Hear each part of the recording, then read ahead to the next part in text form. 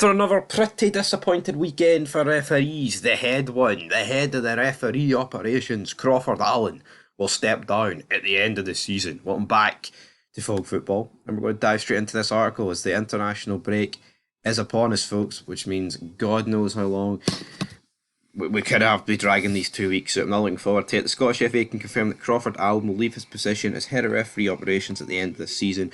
Crawford's departure to pursue new opportunities will affect a review of the existing role and remit to reflect the demands placed on it by the introduction and optimisation of VAR. This will coincide with a planned review of the operational priorities of the department based on the insights to date from VAR implementation, as well as feedback for Category 1 match officials and VAR operators, the Scottish FA Professional Game Board, the SPFL Competitions Working Group, and the Independent Review Panel. There is a bit more. I guess we'll read it all, shall we? Jesus Christ Almighty, that is a lot to read.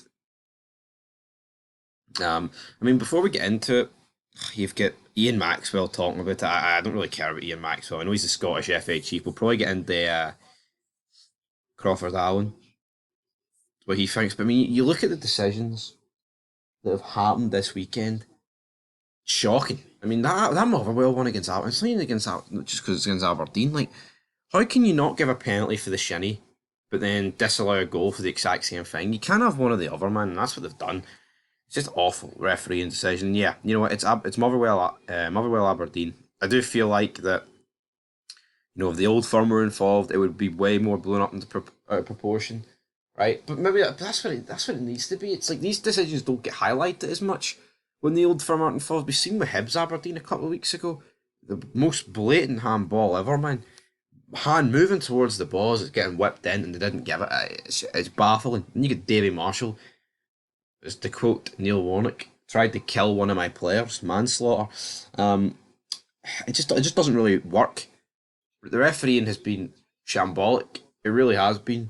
Do they get too much criticism?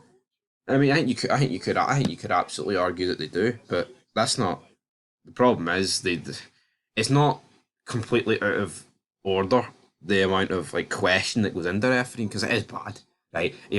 Everyone knows it's a tough job, but Jesus Christ, some of the decisions are completely baffling. But let's see what Crawford Allan said. Did he bash anyone on his way out the door? Potentially. He says, "It's been a great honour to lead referee operations in Scotland, especially during such a historic period of change. Taking the role after almost 30 years as a match official, including 15 years in the top flight, coincided not only with 2 years affected by the COVID pandemic, but also the inception and introduction of VAR in Scottish football.